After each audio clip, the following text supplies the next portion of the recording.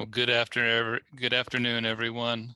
I'd like to thank you all for joining us today for the Acela introduction with its rollout here in Sarasota County. My name is Michael Deming. I'm the Deputy Building Official for Sarasota County. And on behalf of Sarasota County, I'd like to welcome you all to our training session today. Presenting today will be myself and Melissa from ePermit Hub. And we will have a full agenda today. So we have muted all of the attendees during the presentation, just to cut down on the noise and the number of participants that we have in our meeting today, which is a great turnout, and really appreciate everyone being interested in the new system and joining us. During the presentation, we'll be monitoring the chat feature that's tied to this meeting. So you can certainly welcome to post any questions there. Like I said, it'll be monitored. If we're able to respond to them in the chat feature in real time, we will. If not, if time permits, at the end of the presentation, we'll be answering as many questions as we can in the time frame that we have. Of course, any questions that you have with the system certainly are always welcome to email us at the county at scgacela@scgov.net.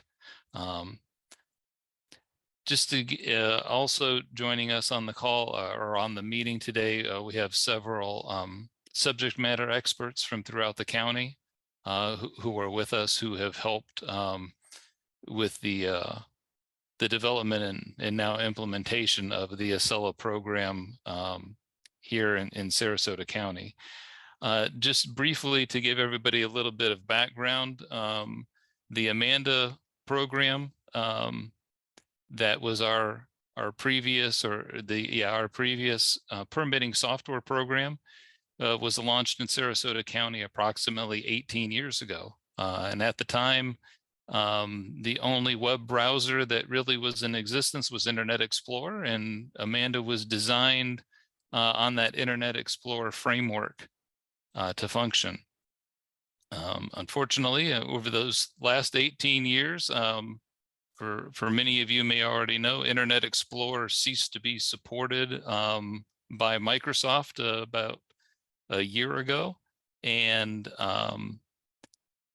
so the underlying structural framework that Amanda was designed to operate on no longer exists. So when we saw that coming, we started the process of finding a replacement permitting software for Sarasota County, and have now have the launch and introduction here of the Acela program, which is our new permitting software, and hope that it will work well for us. It is already in use in several of our surrounding jurisdictions, are using the same base program, although each jurisdiction has their different tailorings to it. So the underlying functioning of it is going to be the same from many of those other jurisdictions, but there are always some differences within the jurisdiction itself.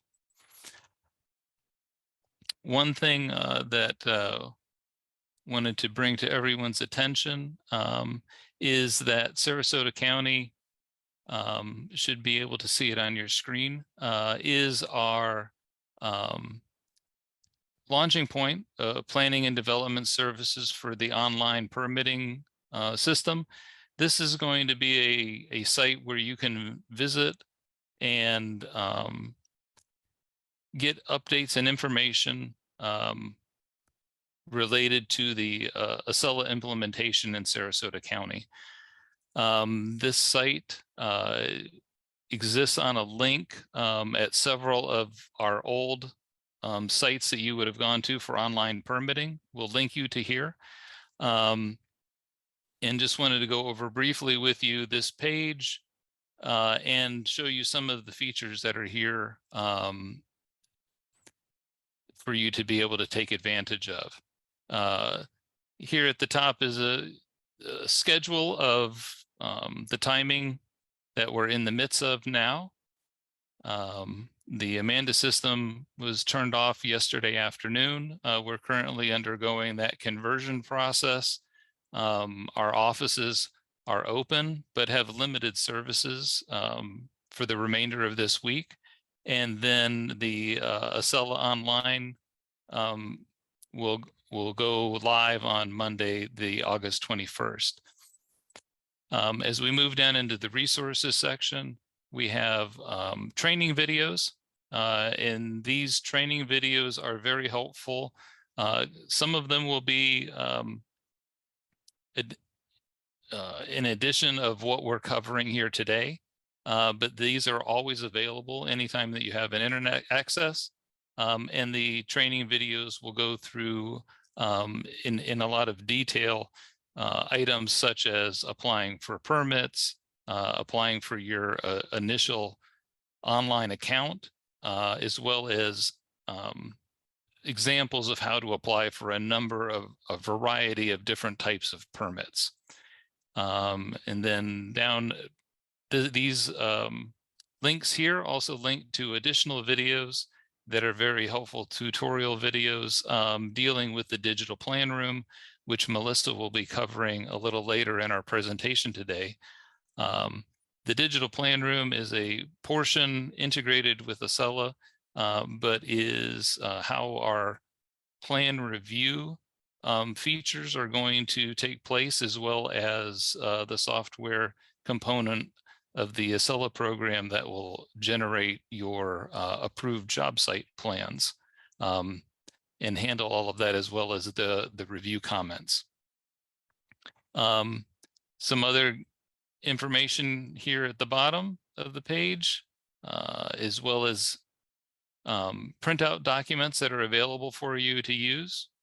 And then just briefly here to finish up, we're expecting on Friday for all of our licensed contractors to be able to come here. There will then be a login portion here of which you can go on, and at that point you will be able to take that login and start to create your online account.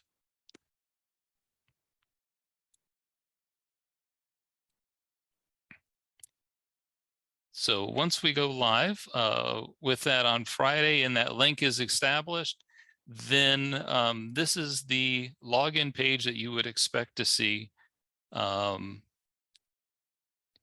coming into the Acela, what is called the Acela Citizen Access, or ACA for short.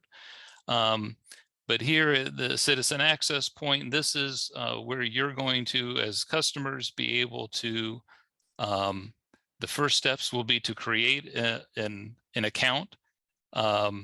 If you have an account with a different jurisdiction that happens to also be using Acela, you'll need to create a separate account here with Sarasota County. So those accounts have to be, do not carry across the different Acela platforms in different jurisdictions. So, and if you had an account previously with Sarasota County using our Amanda software, you will need to create a new account here for the Acela system.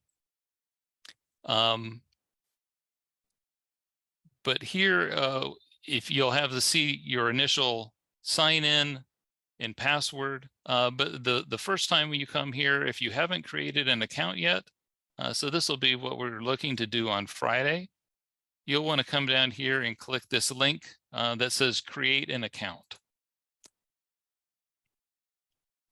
It's going to then open up this field, at which point you're going to enter in your username, email addresses, you'll create your own password, and then also create your own security question and answer to that question in case you ever get locked out of your account. Fill out that information. You'll click on this item, continue. There's another part where there are some following pages which will gather a little bit more information for you.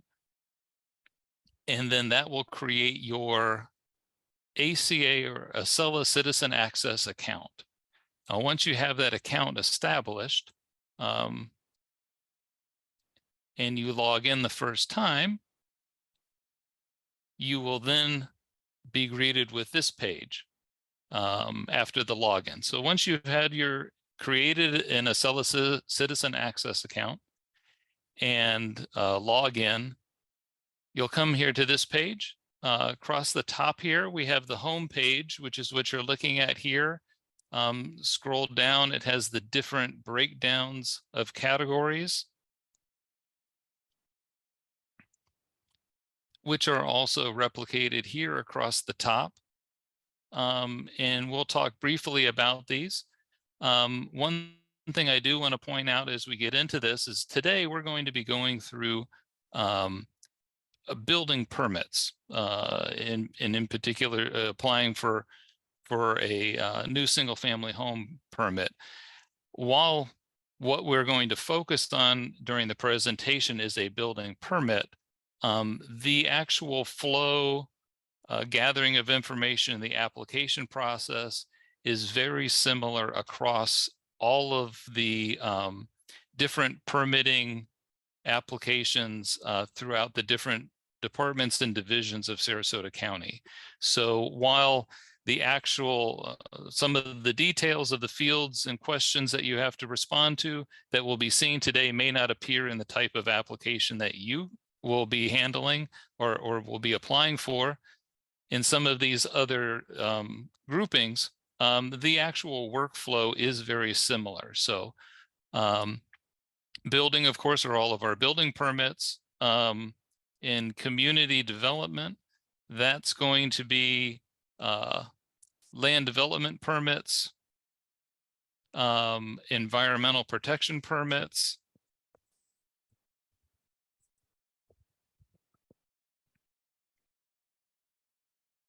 land planning and zoning permits will all be encapsulated there under community development.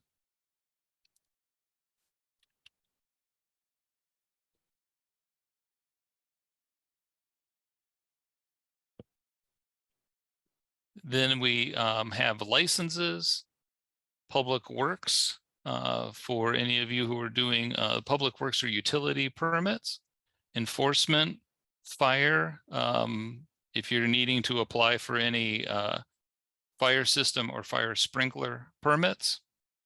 Those can all be through these links here across the top. One thing that we wanted to make sure and cover with everyone is once you have created your ACA account on Friday for contractors, starting on Friday, but anytime that you've created your account, first thing you'll want to do is link your license to your ACA account. You can do that in one of two ways. Can either come here to account management, or you can go to the My Account.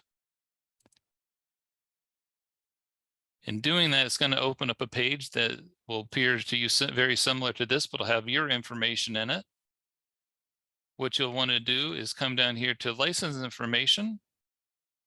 We'll be clicking on Add a License.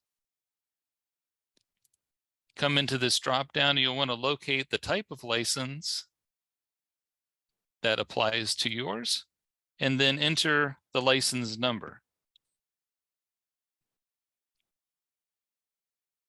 We'll click Find a License. It's going to do a search. And once it locates the license that you are looking to link to your account, then you will add license to account.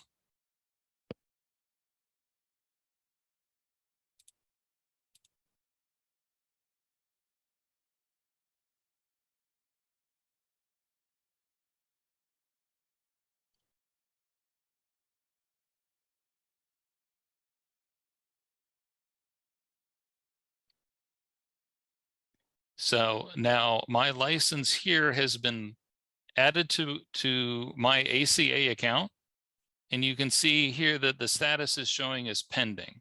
That's because now Sarasota County needs to come in here and verify that the license, that we have the information about that's been carried over from our previous system, that you are actually the license holder.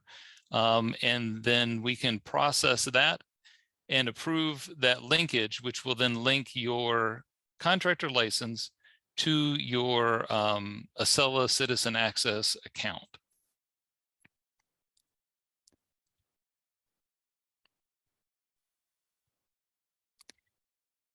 One other thing that you will want to make sure to do that we need to cover or wanted to cover here is a function that is somewhat similar to what we had in Amanda, but is somewhat different here in Acela, and that is delegates. So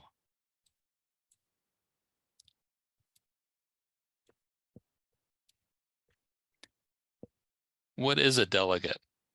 So a delegate is when you wish for another individual to be able to access, review, and update the records, meaning applications, permits that are in your account.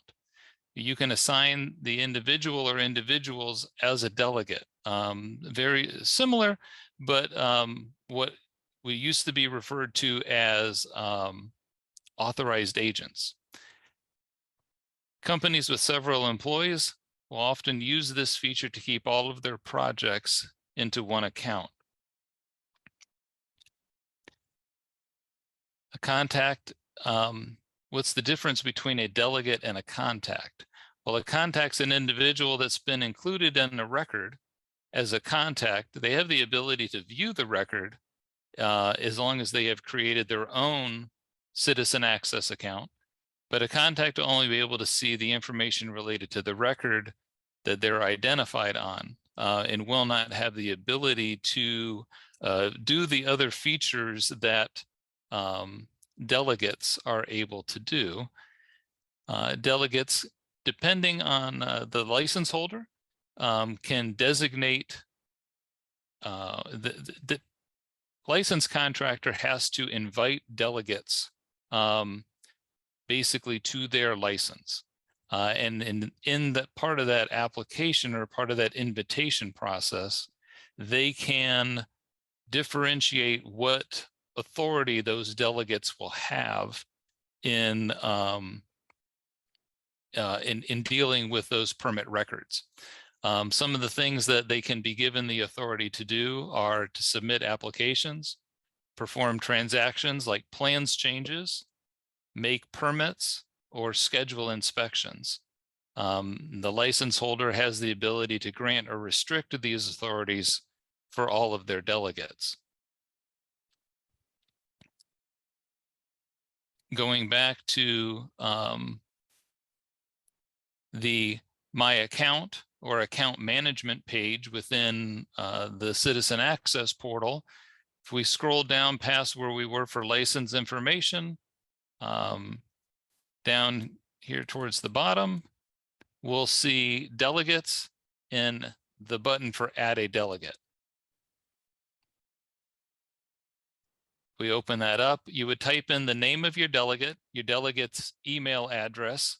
This also needs to be the email address that is the same as what they have created their own individual Acela access account, Acela Citizen Access account, so that the two can be linked together.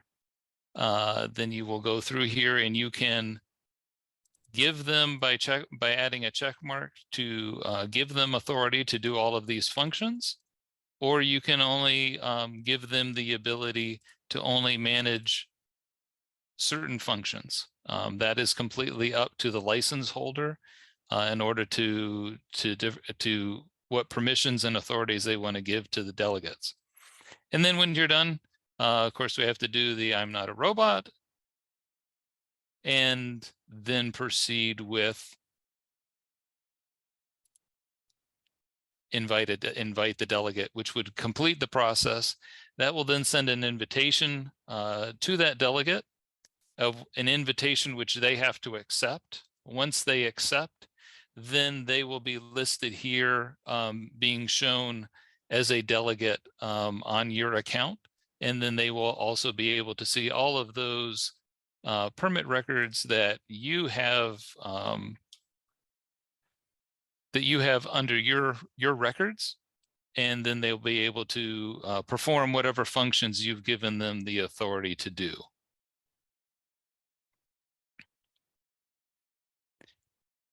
If we return back to the home page, we've gone over the different headings here. We'll call modules, of which permits are grouped within.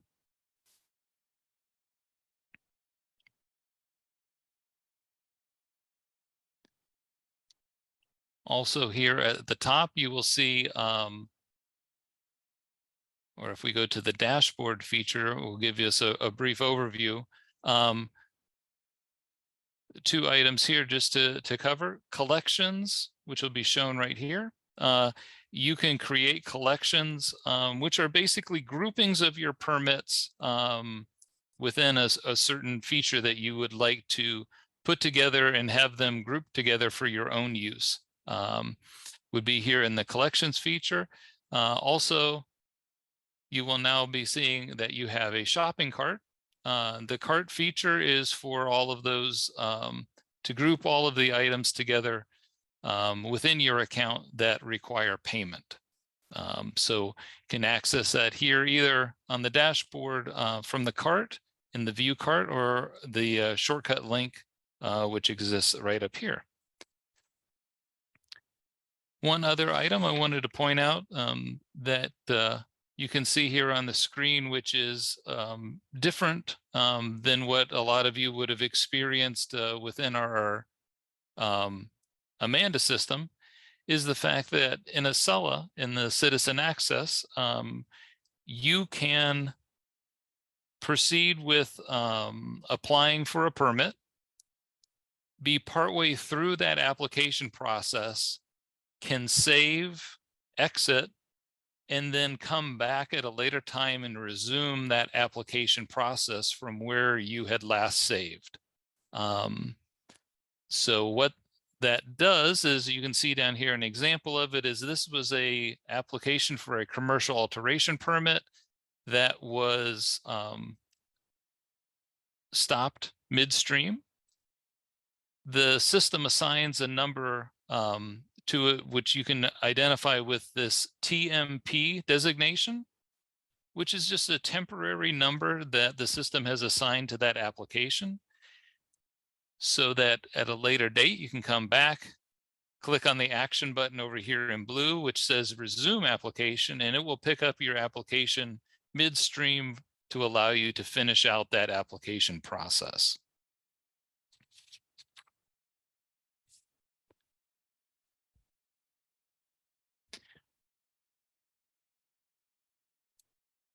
Something that is different that you will be finding is our numbering system for permits has changed.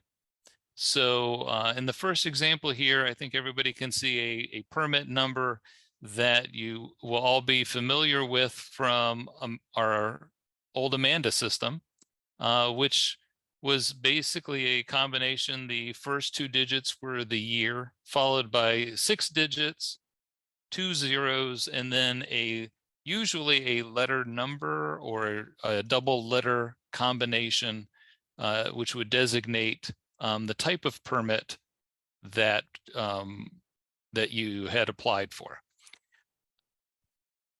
Now, within Acela, newly created permit records in Acela will have the following numbering system.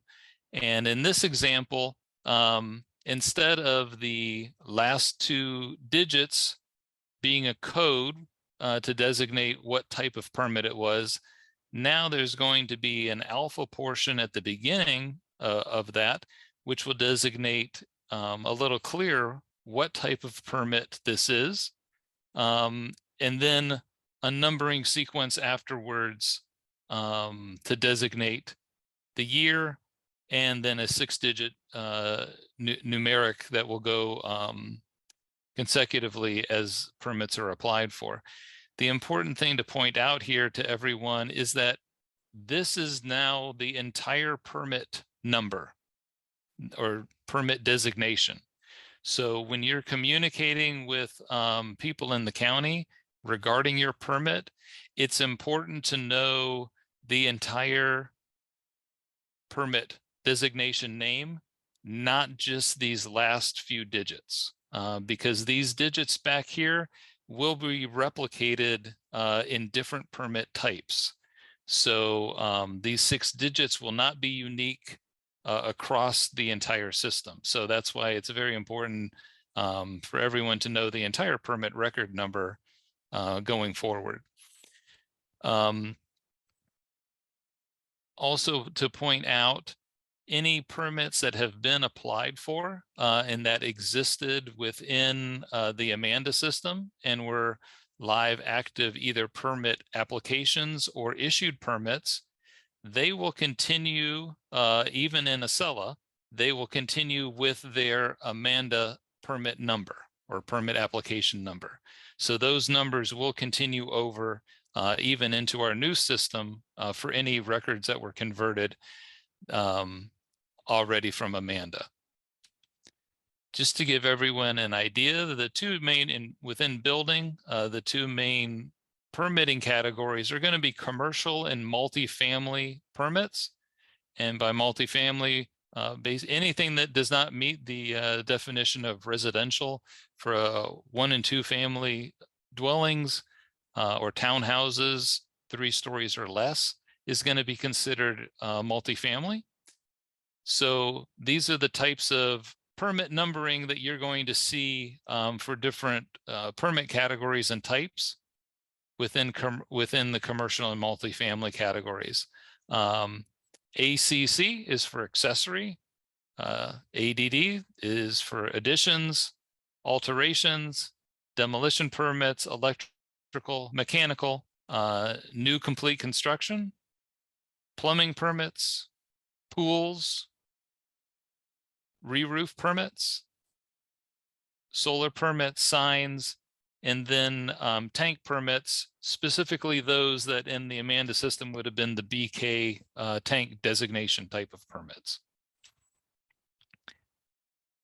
Within residential, we're looking here, we're seeing a residential accessory permit would start off with the RES-ACC and then followed with the numbering.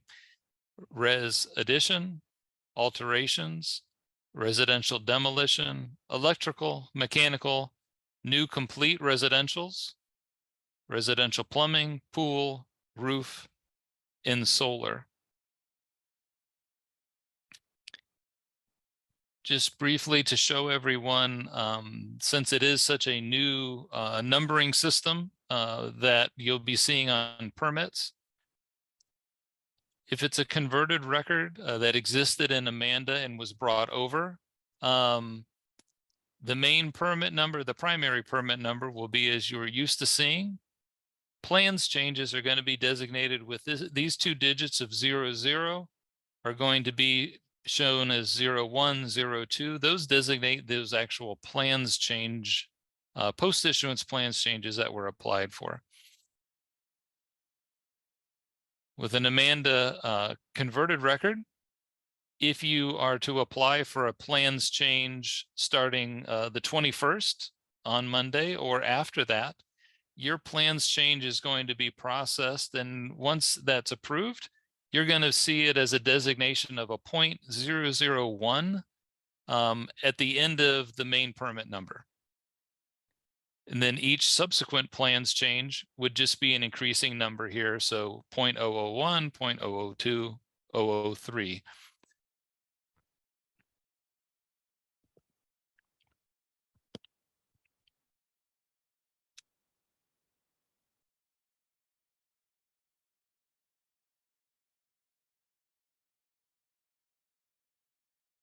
Now, once you have all of your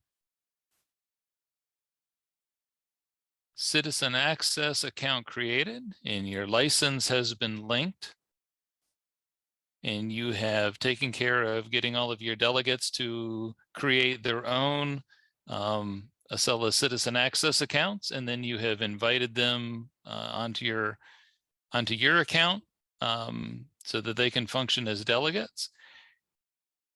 Be ready to then go and you'll be able to see, if you come under building in My Records, you're going to be able to see all of your permit records and the varying of how they will appear. So you will be able to see this is a newly created permit in Acela with the numbering there. If I move to another portion here, you can see these are records which I had applied for in Amanda that have now been converted and brought over into Acela. And they're going to appear showing using their same permit numbering that they had within the Amanda system.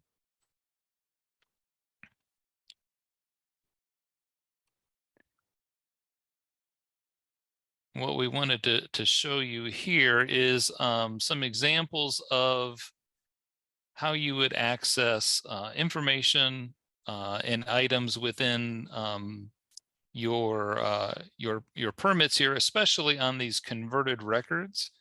Since we're going to be dealing with these converted records for probably a few months at least, or in some larger projects, we may be dealing with them for a year or more as we move through those in the review and then the inspection phase.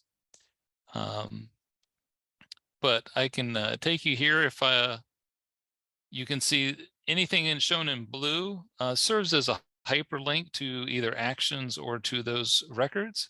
But if I come to this permit number here, click on it,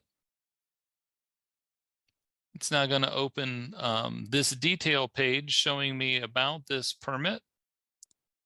And what I want to bring your attention to is this button over here, which is record information.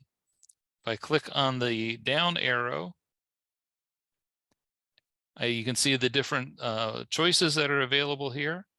If I go to processing status, it's now going to open up and show these are all of the steps and reviews that are possible on this permit.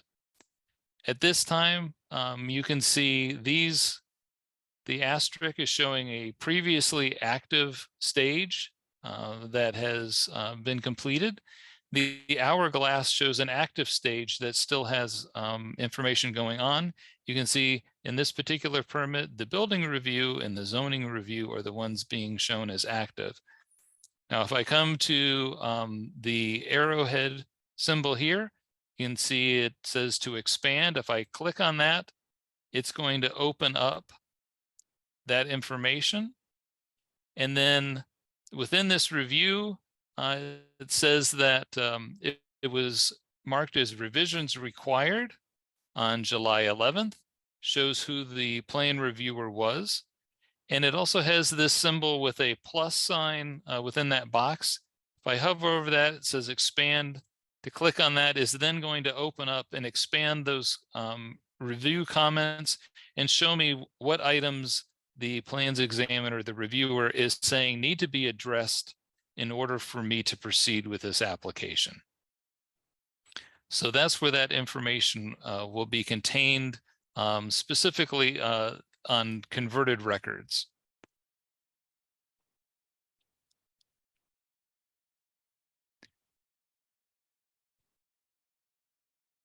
Now, if I have a converted record that is in a little different stage, has made it through the plan review process,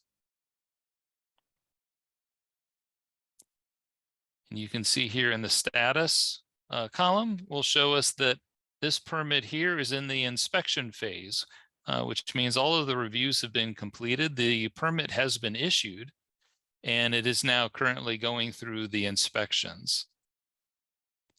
If I click on that permit, it's going to open up the dialog page I'm going to come back over here to record info. If I look at the processing status, you can now see that all those reviews now have check marks because they've all been completed.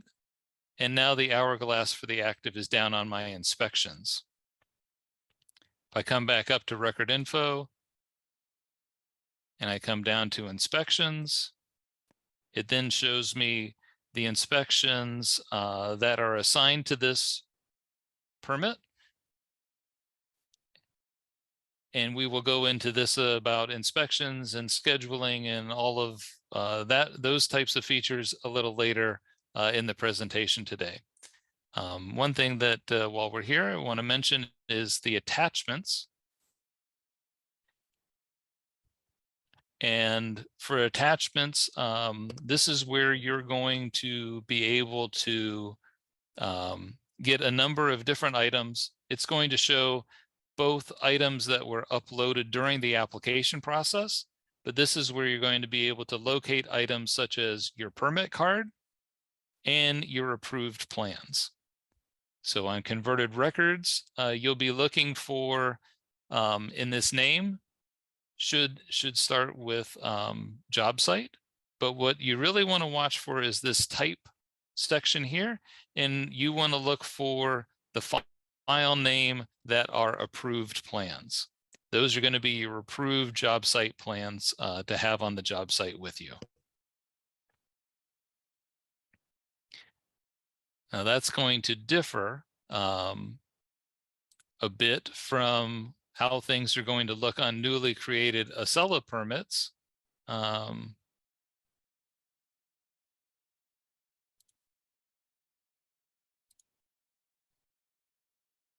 going to show you an example of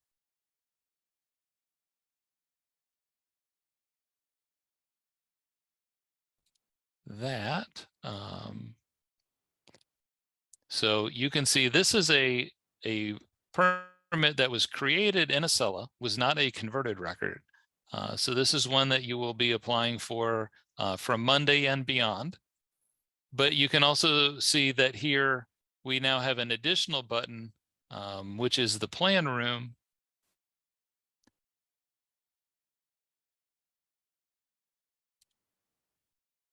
And then this is where you would be able to go within the plan room, and you can see the naming convention has changed a little bit.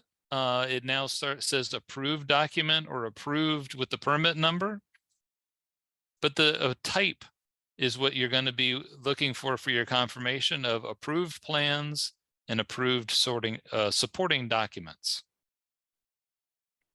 So those are going to be the two main things that you're going to be looking out for. Then the difference between if you're dealing with a converted record or whether you're dealing with a record that has been created within within Acela. So we're going to go through the process of applying for a new permit. So I went to one, you're going to go to the module of the permit type that you want. In this case, I'm going to choose building, and I did create application. Here we have a disclaimer that we encourage and suggest that everyone take the time to read through. Make sure that you understand what you're agreeing to. Once you've read it and you're accepting those terms, you can click that box and do continue application. Now here, you can see there are, like we talked about, the two categories of permits. We have multifamily and commercial permits and residential permits. If I click on the little arrowhead symbol next to it, it expands, shows me all of the ones that there are to choose from. Some of these have informational help boxes next to them. If you click on that, it'll expand and tell you what the help message is that's related to that type of permit. And if you click that arrowhead, it spins again and then will shrink and minimize back down. Today, we're going to apply for a residential new construction permit. So we just select the category and continue application. Then brings us to a page where we have to identify where the permit is located that we're going to be applying for. Can search in one of two ways, either by entering the street address information and searching, or if you know the parcel or property ID number, you can enter it here. You do not have to enter both sections. Just one of them will be adequate. We enter the parcel ID number in search. It now is doing a search in conjunction with the information from the property appraiser, and has identified that this parcel ID number corresponds with this address, that it is a true and legitimate address within Sarasota County. And be ready to proceed here in just a second.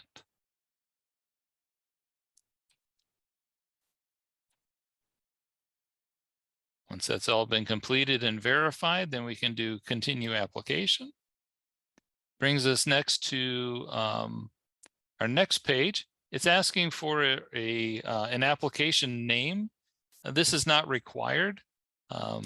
If you don't fill anything in here, I believe it defaults to the property address, but this is an ability for you to differentiate from your different applications by perhaps a customer name or anything that you want. This is the detailed description of work.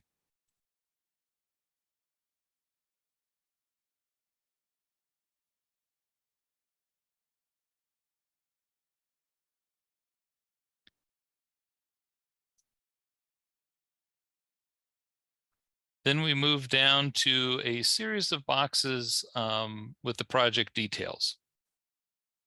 Anything with a red asterisk next to it is a required field that must be completed as part of your application. The other ones are information which is helpful, but are not required during the application. Project type, we click there, we see a drop down. We're going to choose single family. Project subtype, you can see these are if you have a special type of project, affordable housing, or if a green building. If it qualifies for either of those, you'd identify them here. In most cases, this is probably going to be none. Occupancy type and construction type are not required at application, but if you do know that information as the contractor, you'll want to complete that, whether or not it's a model home. The building's total square footage, the estimated job cost, building height.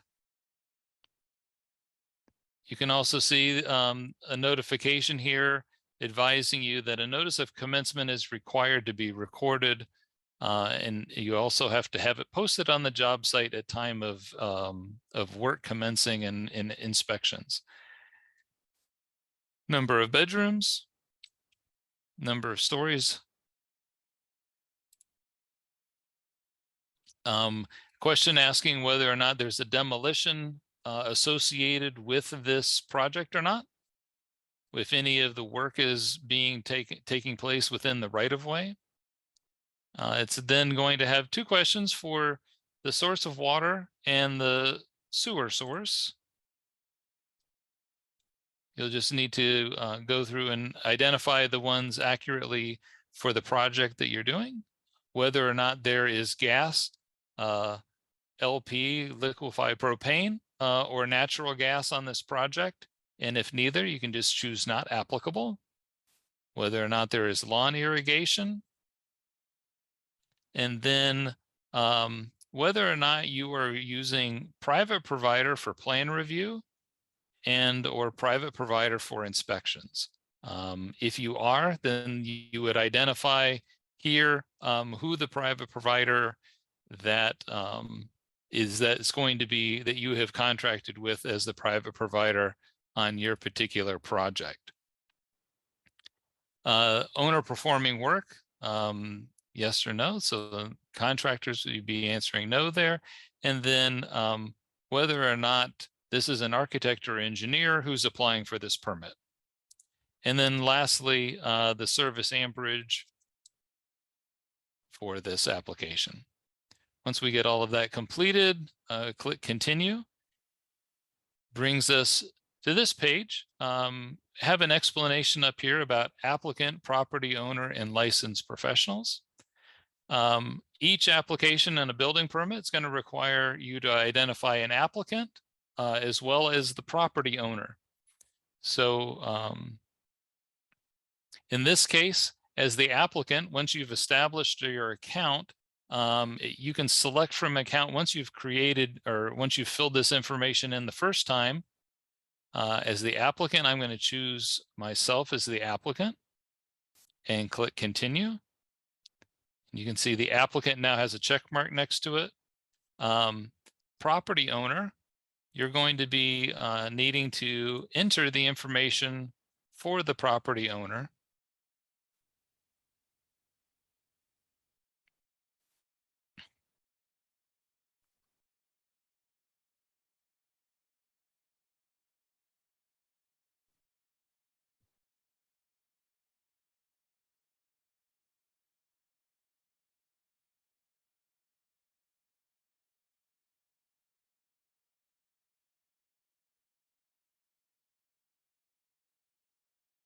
And we will also need to add a mailing address.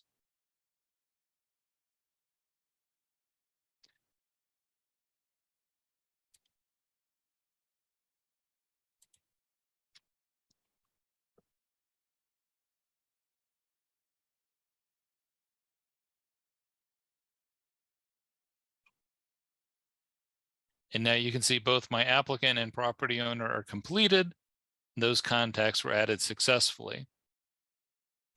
Next is going to be primary contractor. And what we can do is click on the lookup button. And this is where you're going to identify who the contractor is. If you have already established the linkage with your contractor licensing, there'll be a little different looking box that should appear here where you can identify your license as being the contractor on this permit. Otherwise, you're going to need to come here and do a lookup by the contractor type and by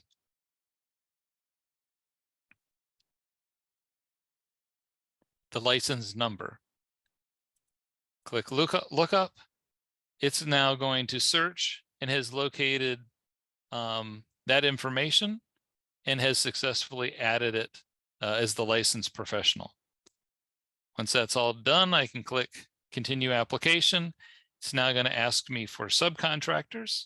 We strongly recommend, if you know at the application process who the subcontractors are that are part of your project, this is where you're going to want to add them.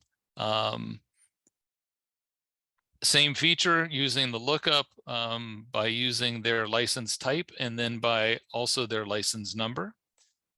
The other thing to mention here is if you are using a private provider for either plan review or a private provider for inspections, this is where you will do a lookup and you'll need to attach your private provider here under the subcontractor stage.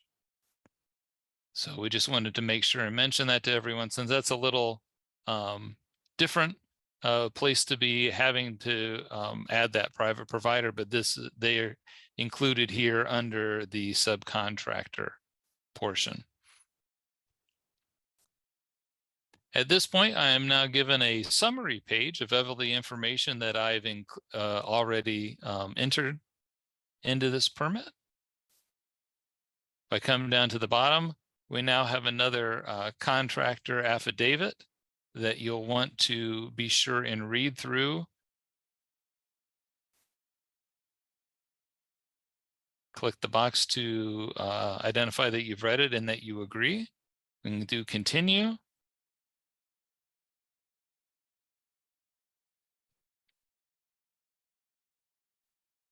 At this point, the system's taking all of that information, putting it together into your online application.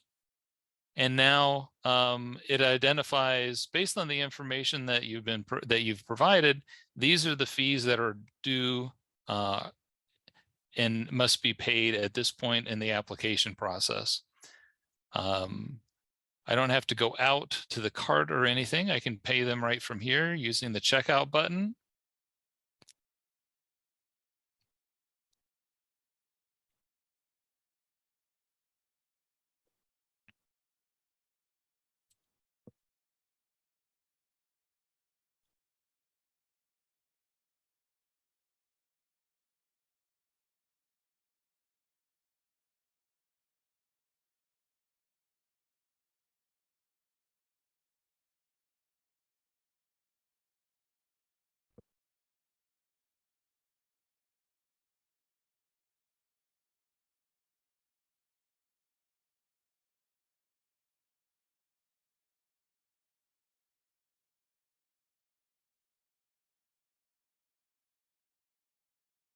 Once you enter in all of your payment information, then going to process that permit or process that payment. And it's now going to take us to this page. Two items here to point out. One is, at this point, it has assigned you an permit application number, Res New 23-000377. And you also have the ability here to print or view your receipt.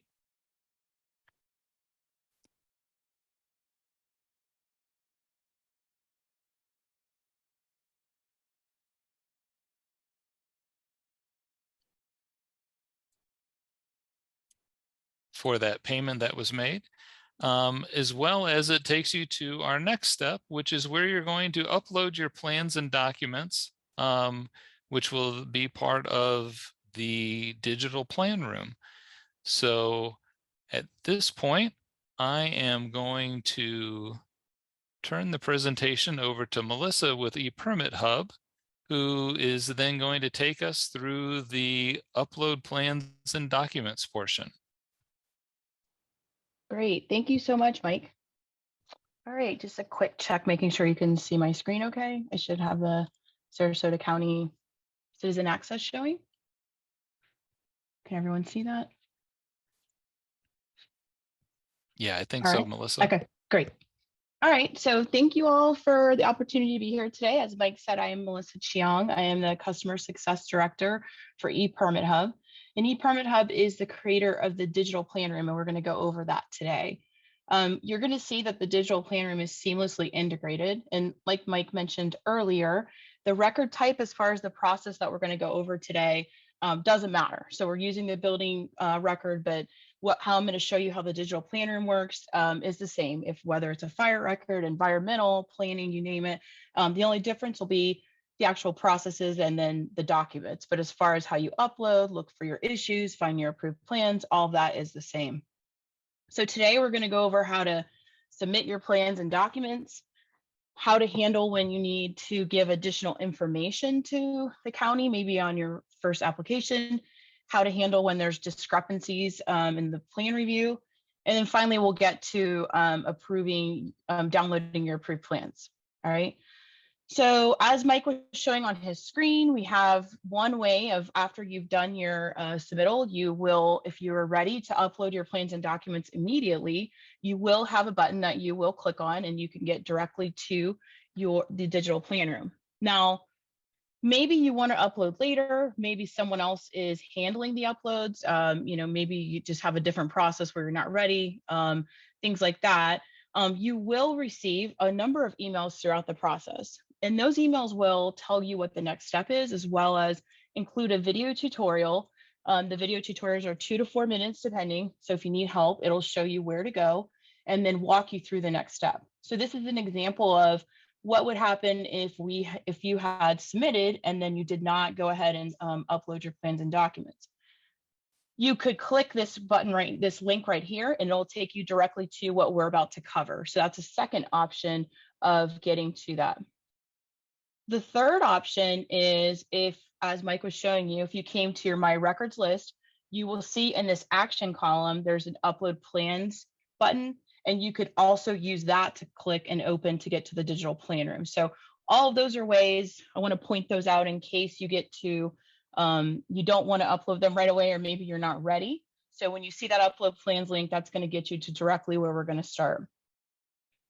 So I'm going to go ahead and start with this tab because I have, in the interest of time, we're going to simulate things to move faster. So to see the digital plan room, I must be either the person who created the project or any of the contacts associated to the application or a licensed professional on the application. So if you're going to the record and you don't see, and I'll show you the digital plan room tab that Mike showed it, and I'll show it again later, then that means you probably aren't associated to that record. So in that case, you would follow the process for getting yourself associated to that record. Now we're going to go ahead and look at the digital plan room.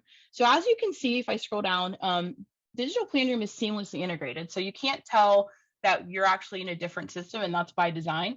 So we still are on the Acela Citizen Access page. We still have the same information, but right here from digital plan room until the end of this box, that's all the digital plan room. So starting here with the words digital plan room and then down to the end of this gray box, you're actually in a digital plan room. You don't need to be worried about that. I'm just telling you today so you know what we're focused on.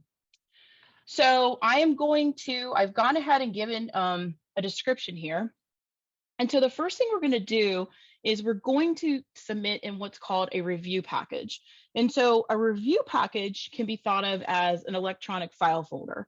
So when you're storing folders, on your PCs, or, you're making those folders, so maybe you have a folder called plans, maybe you have one by project ID, maybe by name, whatever it is, that's what this is. So we're putting some organization to your submission, and the description is whatever you want it to be, but the review package is truly just an electronic file folder for all the documents you're submitted for that given cycle of review.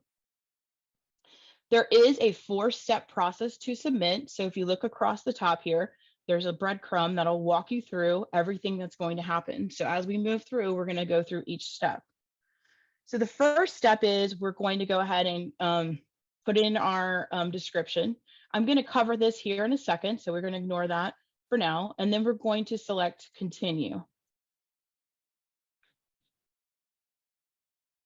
Now at this point, I get an option to either drag and drop files, or I can go ahead and browse for them. So that's a personal choice. You can do whatever works best for you. So I'm going to go ahead and put some files over here. Now, once you drag the files over or browse for them, you're going to use this drop down to select the document type. So you're going to find the document type for what you are submitting. So you want to look at those, make sure you're picking the right one, because that'll just keep your review keep it easier for the staff. And a lot of times they've got some coding and things that tie to that specific document type. So you want to make sure that you pick the one that makes the most sense. And so I'm just going to pick a couple for this first test we're going to do, because I want to show you a couple things that could happen and what to expect. So after I pick that, I'm going to say upload and validate. Now, the system is looking at what we're submitting real time and checking it. So if you turn in files that are encrypted, password protected, corrupted, anything like that, have a bad digital signature, we'll cover that a little more here in a second, the system's going to automatically tell you that there's a problem. And that's so that you can fix it, because if you send it over to the staff and they can't open it, then obviously it's just going to come back to you and you've wasted time. So for each time there's an error, you will get this message on the top. And then if you scroll over the question marks, it'll tell you what the issue is and then how to resolve it. This top one is tied to a digital signature. So we're going to go into that here in a second. But if we scroll down, we'll also get a rejected message for any of the files that have an issue. Because the first one was an invalid digital signature, we're also getting a red X as well. So the thing you would do if you did have this situation happen, you would delete the bad file. So in this case, we have 3, but you would delete it. And this is the same thing you would do if you added a file by mistake and you want to replace it. You would delete it, and then you would come over to wherever your good files are, drag those over so that you can continue with the process. Now, for this first one, I'm going to select the type construction drawings. Some of the documents do require digital signature validation, and that's because that is part of the Florida board rules that licensed architects and engineers, for some plans and documents, it's required to be digitally signed and sealed. That means that they have purchased a third-party certificate authority. They take that certificate, then import it into a PDF tool, and then it's used to digitally sign and seal the documents. So the digital plan room is going to then go and check to make sure there's no issues with that certificate authority. So we're going to check to make sure things like a multitude of things, but make sure it's not expired, make sure it hasn't been revoked, make sure the timestamp is okay, and make sure it hasn't been modified since signed. All right. So I'm going to go ahead and give these all a category so that we can go ahead. So I'm going to pick the document type. I can put a description if I want to. Especially if it's helpful for the staff, I would recommend it if there's something you can put there that is important for them to know for as part of your submission. And we're going to put product here. And then this one is the site plan. And then we have our survey. Now I'm specifically picking these because if you look to your right, I said I would cover this in a second. We have something called requirements, and this is a scrolling bar. The ones that you see with a red circle with a line through them, that means that you have to have those in order to proceed. The system's going to let you get to step 4, but it'll stop you at step 4 if there's something that needs to still be uploaded. And that's because you may want to go ahead and process your files. We'll talk about that here in a second. But you're not going to be able to submit if you haven't met these requirements. And as I start to upload, you'll see that the system's going to give you a visual indicator that you have met that requirement. Now, as I scroll down, this one doesn't have any warnings or informational, but if you see any yellow or blue, those are warnings and informational, and those mean that you can still submit, but it's letting you know that that may be required in the future. So there could be something they're going ahead and letting you know in the future, you may have to go ahead and give us this, or maybe they're letting you know that something's going to be due later in the process. But so you want to go ahead and look at those because they're helpful to help give you what you're going to need to do. All right. So if I go ahead and say upload and validate again, so this is when we're checking our validation.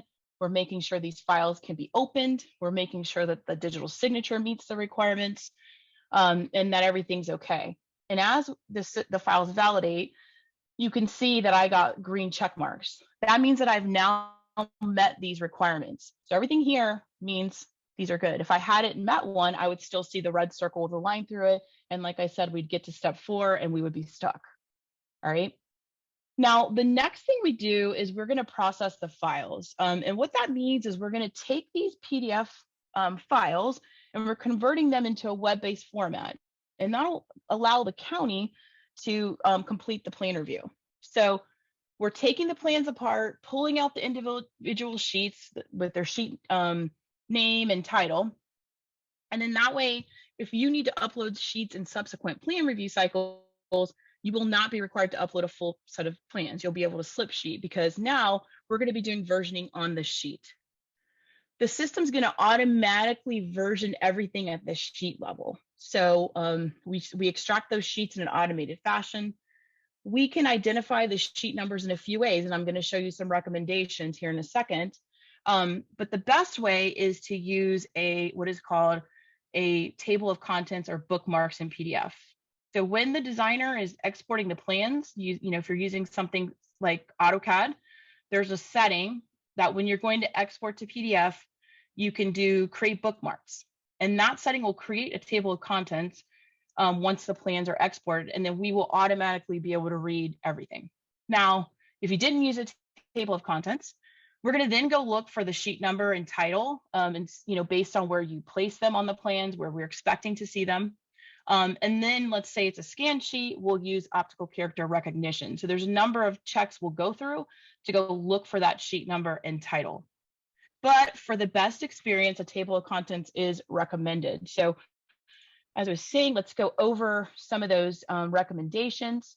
So where possible, you want to use the table of contents, and you can, if you're not sure on how to do that, I know if you Google it, AutoCAD, create table of contents, it'll show you the step-by-step. There's some videos and tutorials on how to do that. Another good way is to make sure you're following the format that you see on the screen, the sheet number, space, sheet title. All right. And then if you're not using a table of contents, you want to make sure you're using an alphanumeric sheet pattern to make sure that we can see it. And so if your plans typically only use numeric sheet names, and you definitely want to use a table of contents, because when we read the text of the plans, and if the sheet names are numeric only, the plans are much harder to identify as they don't match the typical sheet naming pattern. Okay, so definitely want to, if you aren't going to use alphanumeric, you want to do that. And then the last thing is, you never want to change the sheet numbers between cycles. You want to leave the sheet numbers the same from cycle to cycle. That will ensure the process is smooth and allow you to version those sheets. All right, so I'm going to go back to our screen, and in order to process the files, we're going to select process files. That's going to pop up a screen, and normally, depending on the number of files, it could be 30 seconds or so, but if we have a lot of files, it could be a couple minutes. The good news is you can leave, you can close this, you can come back, you can check on it using the searches we've showed you. You also will get an email. So another email letting you know, hey, we've processed your files. You still have another step. Here's a video you can watch to help you if you need assistance. So you will get a link here. This please return to Citizen Access will take you directly to the processing page and allow you to do that final step. So if you don't want to watch it, you don't want to wait, you do not have to. So now we're on the sheet naming version step. So sheet versioning, step 3. So we've done step 1, step 2. And this is where we're going to double check that automated sheet identification I was just talking about. And we also could rotate sheets. So you see this rotate sheet. So for some reason, you notice your sheet is not the right way, you can go ahead and rotate it. So you'll see here that you can submit the plans in one big file or submit separately. It really doesn't matter. So, we recommend not putting a ton of individual files just because that takes longer. But if you did have individual sheets, it'll still pull them out because we're going to be working with the sheet now, and you can see that. So this is not really a drainage plan, so ignore that. But you can see here, this is the file name, and then this is the file name for this one. So it went ahead and it's already put them all together. Plans and supporting documents should be separated. So even though I said you could have all the plans together, you should not put your supporting documents with the plans. Those should be separate. And that's so that the review can be done accordingly. And then when they create the approved plan set, you don't want your supporting documents in the middle of the plans. So on this sheet, we can see the total number of sheets identified. And in this case, it's 16. And if we start looking at the sheet, we can see there's rows. So if you see this is a row, we can see a thumbnail of the title block, a thumbnail of the full sheet. I can click on either one to see the sheet in a viewer. So I can, maybe if I want to see, I can zoom in and out on it. I can move it around. So if I want to look and confirm, if I wanted to just confirm the sheet, I could use this one though. I can look, over and zoom. That way I can see what I want. Oops, I went too far. Do that again. Don't scroll too much like I did. And then you can see it. So here's where you could zoom in. If maybe you couldn't see it and you wanted to double check, you can zoom and look. And so I can do either of those. Like, it doesn't matter. Either one can be open to see in the viewer. I can rotate the sheet. So if it wasn't the right way, I can fix it. Hopefully it is, but if it happens and you need to, you do have that option. And so you'll have that option to correct it. And then the first text box is our sheet number. The second one is the sheet title. Now the sheet title is only going to extract if there's one found following that sheet number in the table of contents. So if you have a sheet with the space with the sheet title, then we're going to pull it in. So you can see here, this one didn't have one, so it didn't pull it in. So we did that to show you.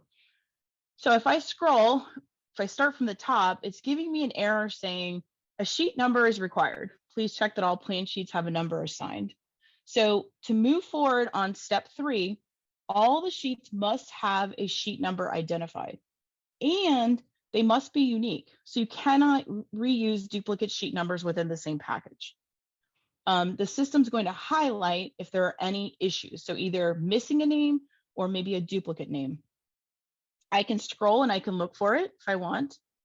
The other option is I can come up here to where it says show only error sheets, click on this, and I can find the one that needs to be corrected.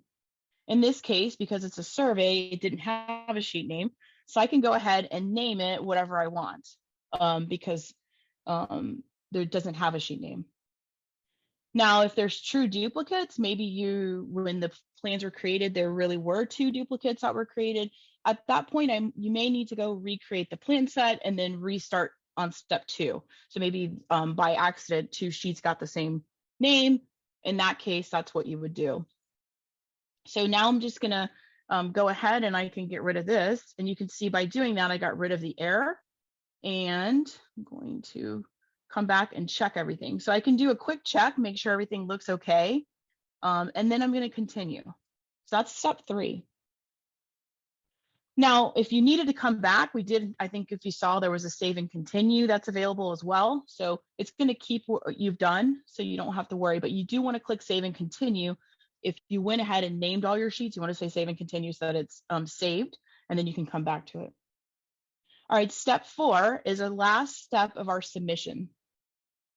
And this is very similar to the review page that Mike showed you when you were submitting in Acela Citizen Access, and that's by design. This is your opportunity to review and make any edits needed before you submit to the county. If I had not satisfied a requirement right here in this section, you can see these are the same requirements that we went over. I would see the file that I need in the red circle with the line through it. In our case, because today we're on a short time, we went ahead and we already got all of them. So we have everything here, we're ready to go. So I could, if I needed to though, I could edit any section. Let's say I'm looking at it, I realize I forgot a file. I could edit and it's going to take me back to, in this case, if I edited this section, step 2, right? So I can go and edit the files that I've put there. All right, I'm going to go ahead and select finish so that we can submit to the county. Now, at this point, the county is notified that you submitted your review package.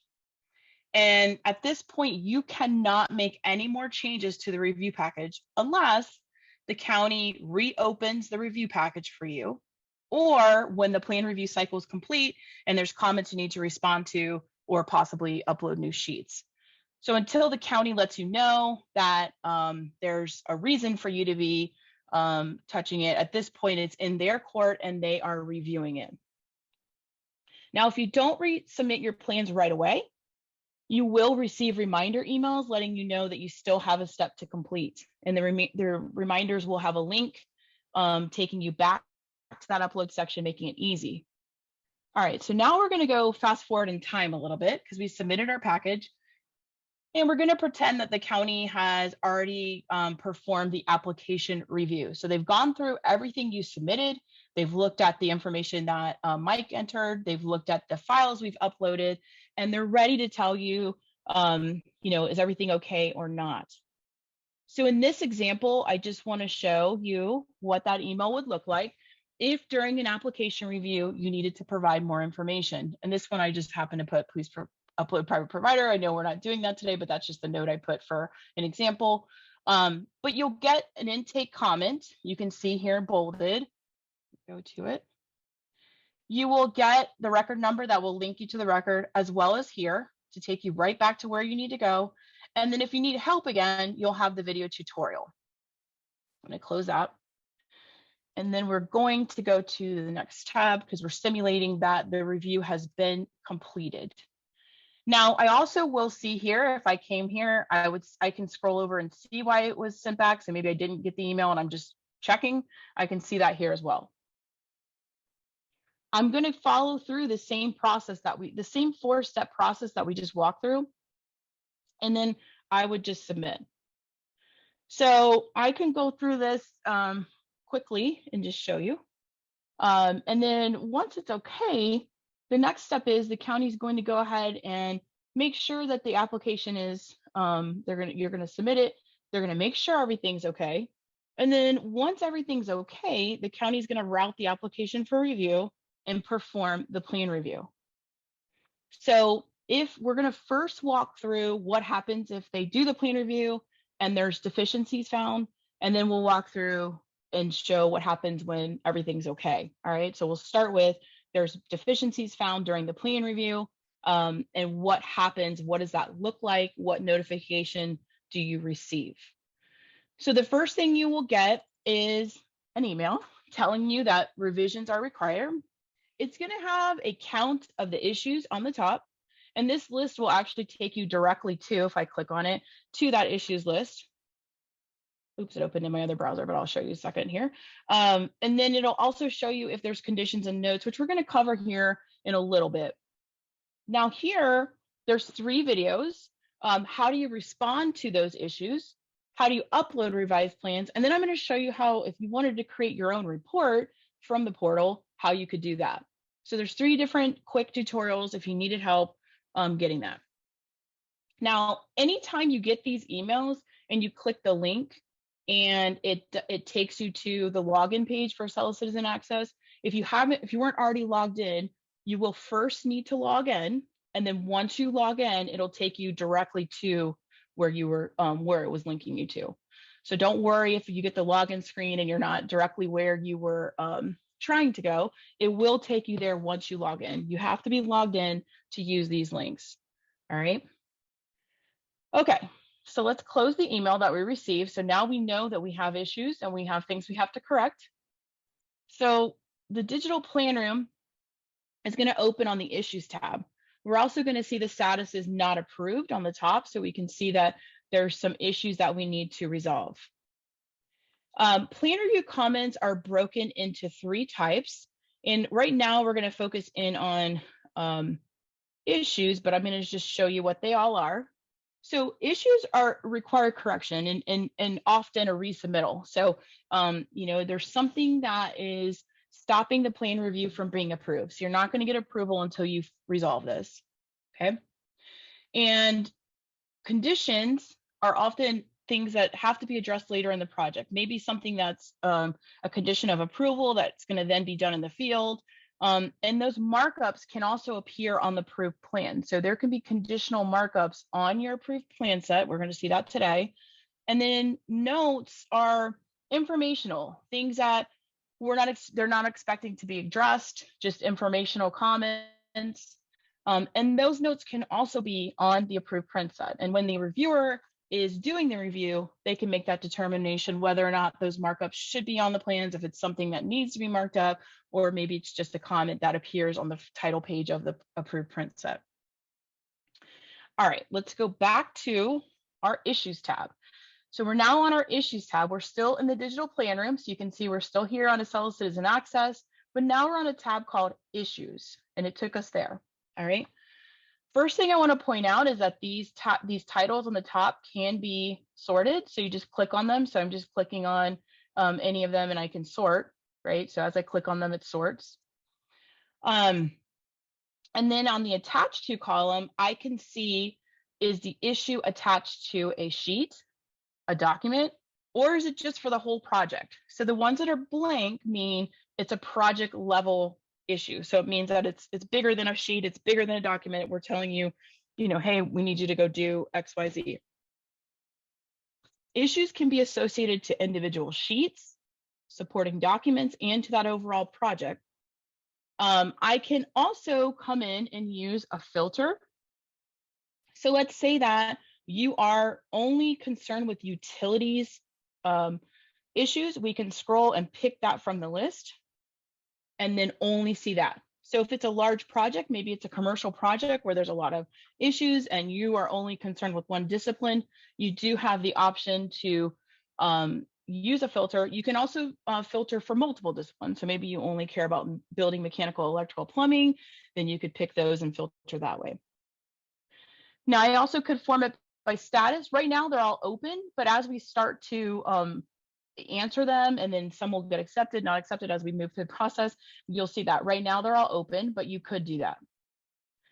Now I also can create a couple of different reports. So if I want to export my issues to a printable format, I can click on this print icon. So this one right here next to filter. And when I do that, it's going to create a tabular format. So it's a text, just a text version of what you were seeing. So there's not any sheets associated. It's just here's the text in a tabular format of what was found.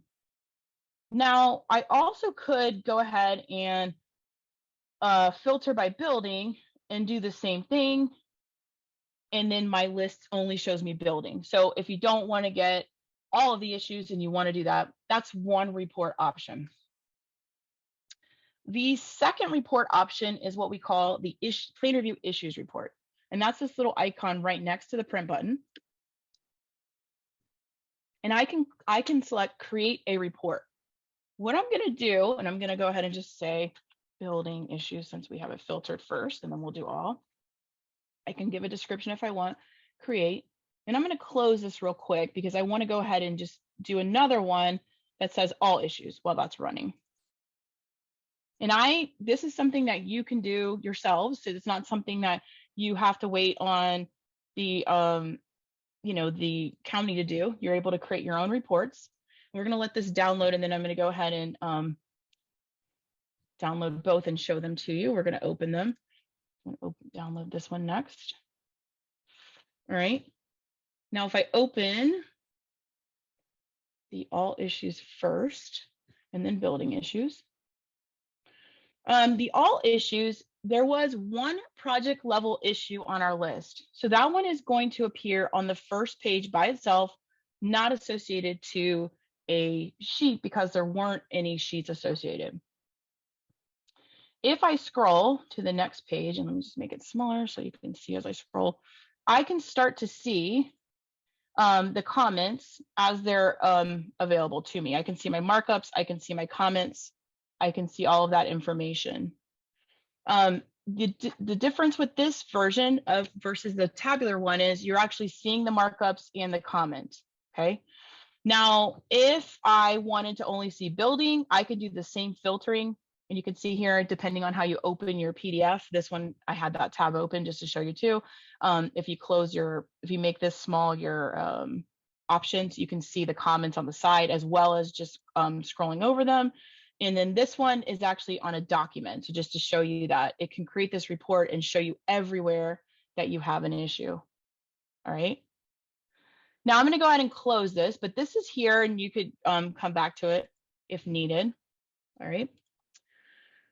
So I am now going to look at my issues list. So I've got this list of issues. What do I need to do? So I'm going to start by opening, I'm just going to pick one where we can click anywhere on the row to open it. And this is going to show us where what the reviewer, the markup the reviewer gave us, as well as if you look over here, we can see the issue title. We can see the discipline associated, and you'll notice that here and then also on the list, all of the disciplines are assigned a color, right? So in this case, building is blue. And then if I look under description, I can see, this is just an example, but I can see the description of what that issue is, of what, more information, maybe code sections, maybe a link to something, just anything that tied to that discrepancy. It'll also tell us here if we have to submit documents, and this one, because it has this and it says requires modification to be submitted, we know that when we're uploading our sheets, we're going to be required to do so. Now, I'm going to then, here in this applicant response, click on it, and this is where I'm going to give a description of what I've done for my issue. Like basically this replaces the narrative that you did before, to say, this is how I corrected it. Oops, I didn't mean to put that. So I'm going to say that. Hopefully yours will be more detailed, and save. Now, when I did that, it automatically changed our status to issued. To answered, sorry. And now we have 1 answered and 4 open. So if I look at one that's not tied to a sheet, I can come here and it's not going to open a sheet because it's just project level, right? But the process is the same. I'm going to come in and put in my response. Now, for each one, and I'm not going to do all of them just because of time, but for each one, you will also see that if I go back to the one that we answered, it keeps a history of what's happening. So we can start to see how this issue is its whole life cycle, right? So, once the reviewer sees it again, you'll see what the reviewer said back, and it becomes a nice history for you to see what's going on if you need to, all right? So the process would be that you need to then go and answer all the issues, because you will not be able to submit your resubmission until they've all been answered. So for today's purposes, I'm going to go ahead and jump to a screen where we've already answered all of them, so that we can keep on time.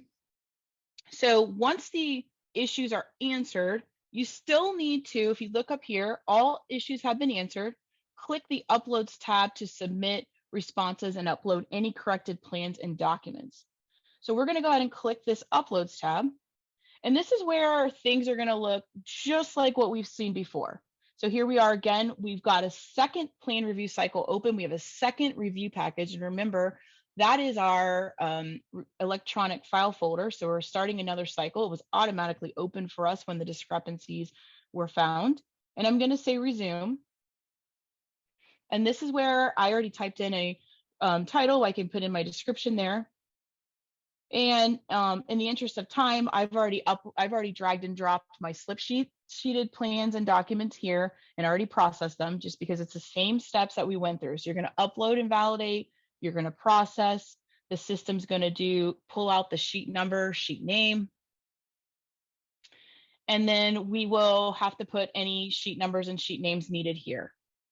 All right, so if this one, because we had a document, it's asking for that, it looks like we'll have to put those in. All right, so you would walk through, finish that, and then you'd be able to get your submission completed. All right, so let me just go ahead and quickly just name these sheets so that we can submit this. So this one is a document that should not need this. I think I might have picked the wrong type, so that's probably why it's asking me that. And now we're going to go ahead and finish. I just want to show you that after we submitted, same thing as last time. Once we submit, we're not making any changes unless the county lets us, right? So if I come to issues, now the status has changed to in review. So we went from open, where you were reviewing them. When you answered your narrative, you put in your narrative, it changed to answered, and then it changed to in review.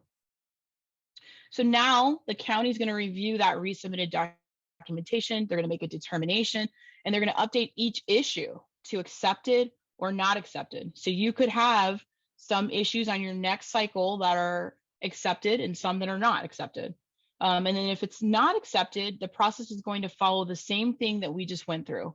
So the main thing I want to point out, though, is that you will not be able to respond to an issue unless the status is open. So right now, this is letting you know this is not for you to answer yet. The county's performing their review.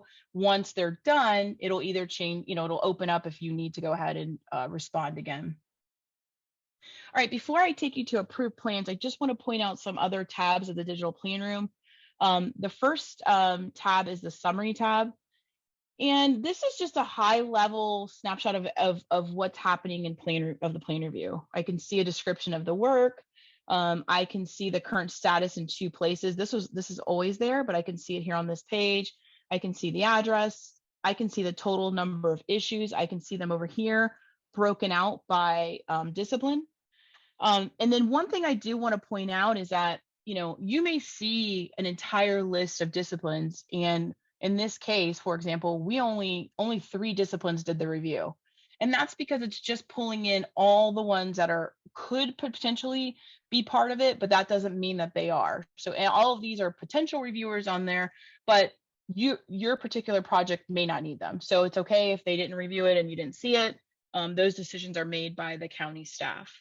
And then we've got over here our total number of issues, and then our issues in progress with the agency versus applicant. So right now, because we submitted and we're waiting on the county, it's right now in progress with the agency. If it came back to us, it would be in progress with the applicant. And so the rest of the tabs so far we've gone over. So we did upload. So just a quick reminder, that is where you're going to do any uploading. So right now I cannot, you can see before I had to resume, I only have view. So I can just look at what I submitted, but I can't submit anything. I've got my issues tab that we just covered. And then we're going to go over conditions, notes, and approved. So I'm going to go ahead and switch to another one where we've already got things ready to go. And we're going to go ahead and pretend that the county has done the review and now everything is approved. So you've gone through any plan review cycles and now your plan review has been approved. I will get another email, this time again with the video tutorial, but I'm going to get a link to download my approved document. So that'll take me directly to the approved tab, which I'm going to show you here. And then I can view my conditions and notes if I have any. So remember, conditions are anything that could be potentially needed in the future. So it could be something that is conditionally approved if it's handled in the field, something like that as an example. This is where you'd see the conditions. They look just like the issues tab, but they're going to stay here and you don't need to respond to them because they're conditions, sorry. So this is where there's a markup here on this one. So because this one has a markup, I'm going to show you when we get the approved plans, this condition markup is going to be on your approved plans. So if there's something the county's telling you, hey, we've conditionally approved this, however, then you're going to see that markup and that note on your plans. All right, so that's where the conditions are. If we had any notes, they would be on this tab, and very much so similar to how conditions work, where you'd open them, you're not responding to them, you're just seeing them. We would see them there. And then the final tab is the approved tab. Now, couple things, I could have clicked on the email I got and gotten here to this approved tab. I could have said, okay, I'm going to come here. It's going to take me directly to that. But I also could come to record details. And when I do that, I'm going back to Acela Citizen Access, and I'm going to say attachments. And the approved plans are going to be here on the record. So you can see approved documents and approved plans. All right. And then you also will see your permit card. So when this happened, so when the permit was issued, we got a permit added to our record. We got approved documents for any supporting documents we added. And then we have approved plans. All right. So this is where you could download all of them is here. But if you wanted to look at it in the plan room, you could also see it from that approved plan tab I just showed you. Now, what do the approved plans look like? Let's look at that.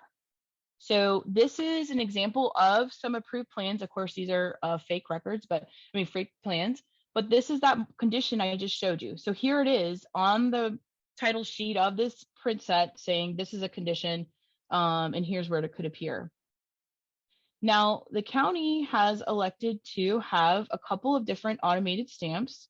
And one of them is, it's going to tell you who did each review. In this case, it says plan room because that's me, but it would have the reviewer's name and then the status of what they picked. In this case, building is approved with comments because we did put a condition, right? And then the date it was approved. In this case, they're all done the same day because we're doing a test, but the county also has done, let me make it smaller first so we can see, a stamp that on the first page looks like this here, going this way.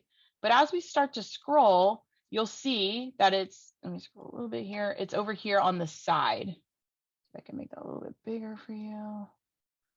Oops, gets little, likes to jump. So it'll be over here on the side, and you can see it going up the side of the page, all right? So that's where it's going to tell you that it was approved. It's going to have information such as the record ID, the date, things like that. So that is where the approved plans, the approved documents, and this is just a fake document again, but it's going to be similar. They're going to automatically have a stamp. They're going to have the record ID, and then of course the date they were approved. And same thing, it'll be, we can scroll through and see the stamps as we go. All right, so here's the side one. It's a little easier to see on this document. So this is what it looks like going up the side of the page. And the county will have that across the board if for, if it's fire, if it's environmental, it's, utilities, whatever is using the digital plan room and getting stamped, that's the style you're going to see. Now, let's say that you've done all that and you decide that you need to do revisions after the plans have been approved. So we're in the inspection phase and you notice that you need to submit a revision. How does that work? So I'm going to come to my record list, the one that Mike was showing you in the beginning. And in this case, I'm going to use number 370. I can see it's in the status of inspection phase. And then I'm going to select from my action menu, amendment. So if I select amendment, that's going to ask me what kind of amendment is it. So I can go through and say, well, I'm going to do a plans change. I'm going to do a temporary CO. I'm going to do amendment requests. And I can say continue. And then at that point, I'm just going to step through just like Mike did with his process. And then you're going to get to the point where you are uploading the digital plan room plans and documents as well. So it follows the same thing. You're just going to use that amendment. So if I come back to search applications, you're going to go ahead and initiate from the action menu what's called an amendment. And that's if your plans have been approved, your permit's been issued, and revisions are required. So it's something maybe comes up in the field. So we're going to go ahead and just use that amendment button to start that process. And then we'll follow the same process that we've seen both from applying and then from uploading plans and documents. So with that, I'm going to go ahead. I know Mike has some more stuff to show and we have some more things to cover, but I'm going to go ahead and give it back to Mike to cover our next topic.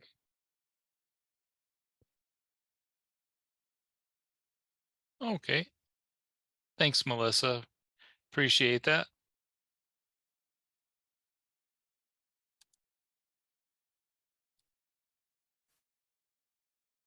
So what I wanted to do is make sure that we went over inspections, because now we have gone through the first part of the presentation with the application of the permit and that whole process there. And then Melissa has taken us through the digital plan room for the upload of those plans and documents, what to expect when you get the review coming back from those. And then once your permit is been approved and issued, now start the work on the job site, and then we quickly will work into needing to schedule the inspections that are attached to your permit. So on the screen, you'll be seeing from my records a list of what you would typically see if you were logged in as yourself for all of the permit records that are under your records. With these, you can see again the permit record number and then the action that goes along with those. So first thing that we're going to do is locate a record that we can go ahead and schedule an inspection on. So if we look at this, we can see, again, you can see in the status that it shows the inspection phase. But if we click on that permit record number,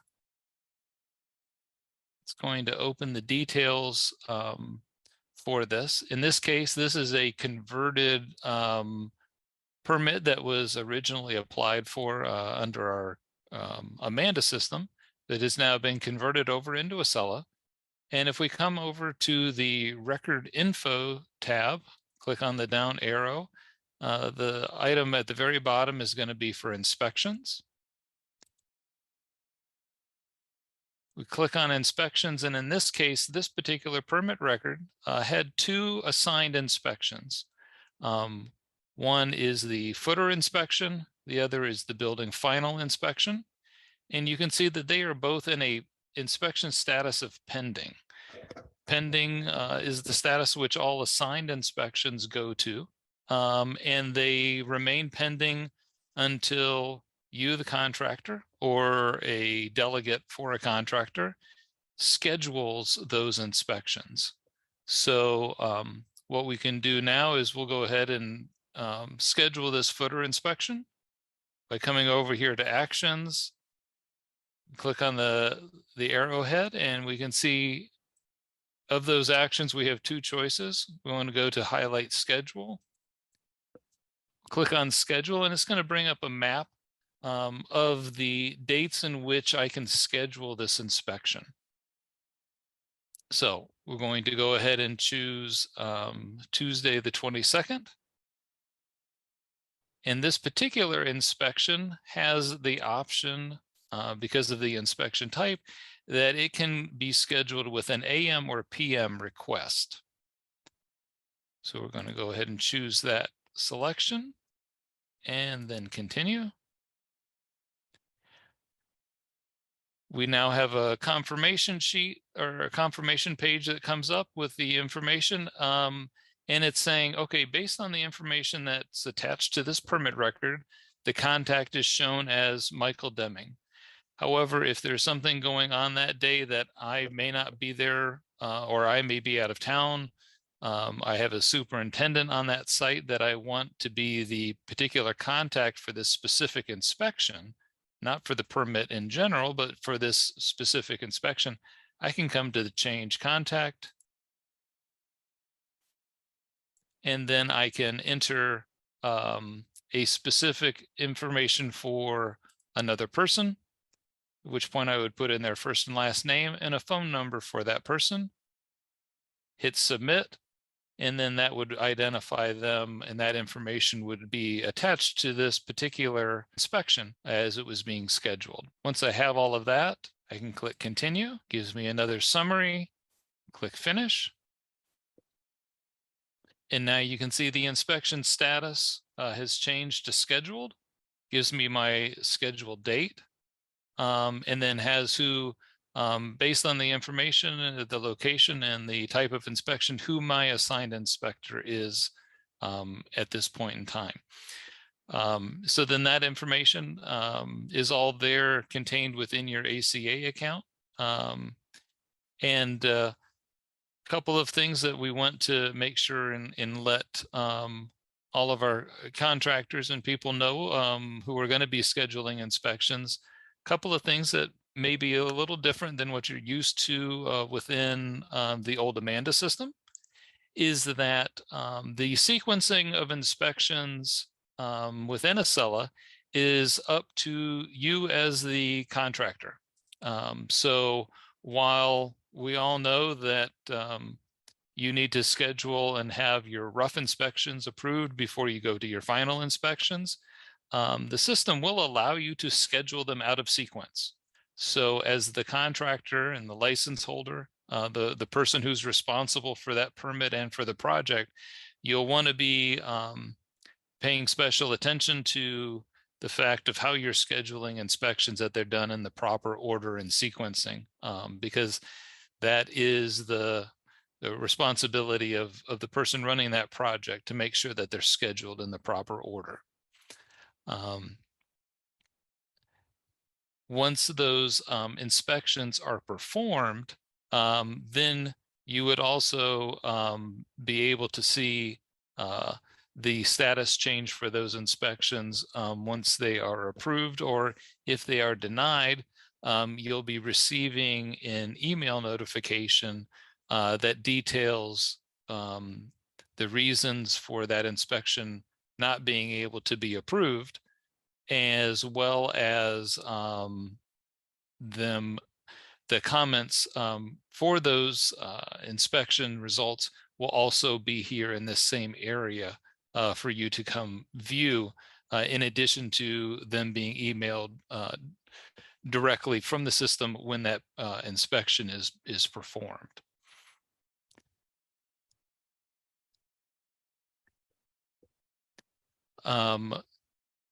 Couple of things that we just wanted to mention that came up in some of the chat questions that we have seen that we wanted to cover as best we could.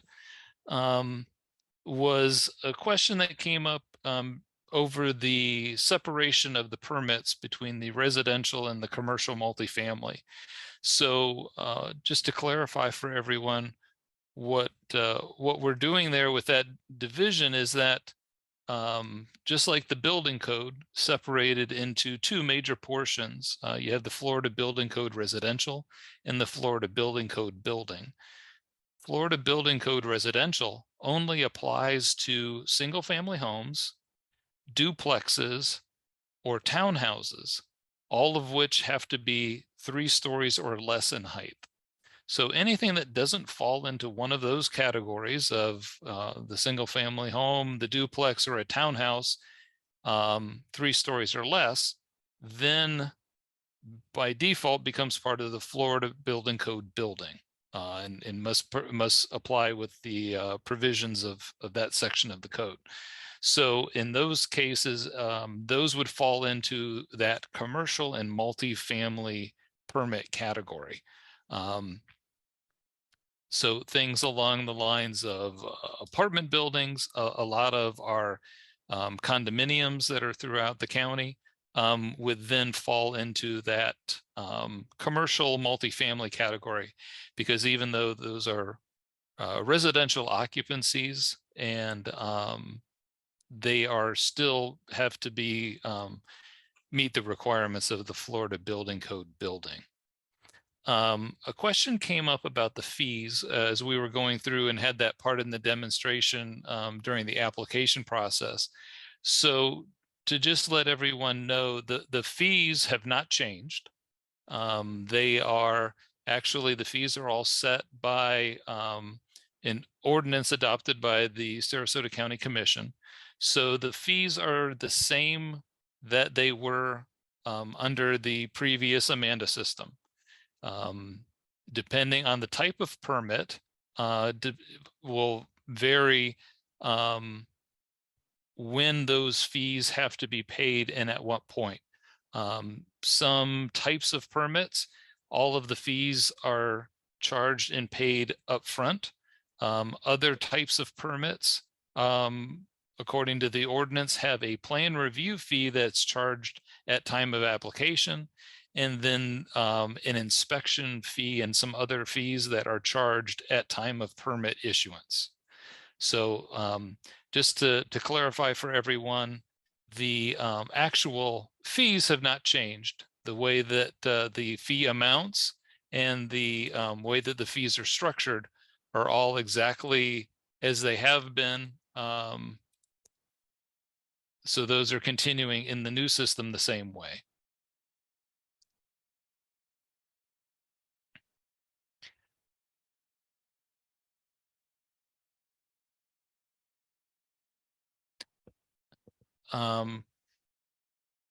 There was a question too having to do with the new, I guess I say relatively new or new designation for a permit type for tanks.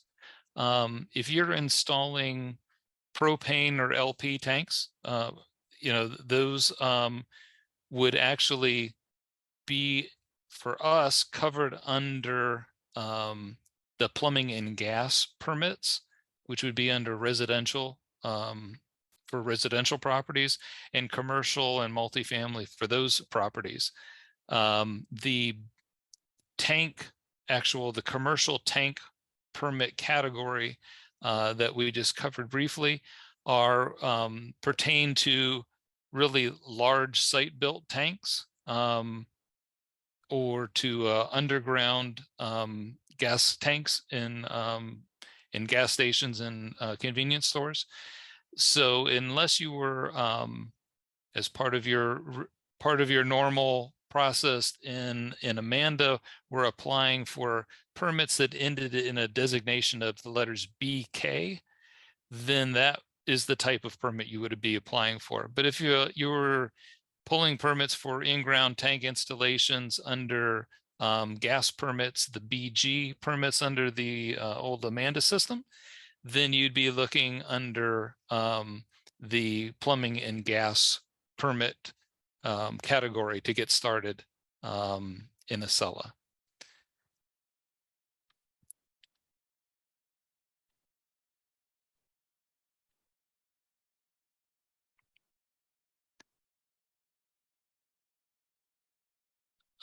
Question that I see had come up was about dock permits. So dock permits, along with seawalls, boat lifts, all of those types of permits, now are any new applications starting Monday and beyond are actually going to be applied for under the environmental protection category. So those are actually under community development is where you would start that application process. And unlike our current process where you have a separate WNCA permit, which had the letter designation at the end of RW, and then a separate building permit with the designation of BA, that process will change somewhat. And now that you'll have one permit that will move its way all the way through the WNCA review and approval process and then into the building approval process. But the application spot for those types of permits will start under community development and environmental protection.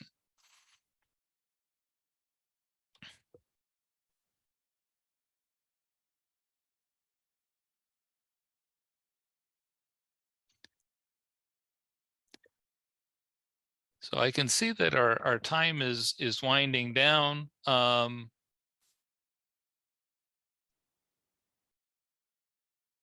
Just a couple of other things we'll cover just quickly here. The request for AM and PM inspections. So those are tied to inspection specific options. Not all permits, or not, I say not all inspections are able to accommodate an AM or PM request. There are ones which have been deemed by the building official to be weather specific, specifically, susceptible to the weather that we experience here in Florida. Those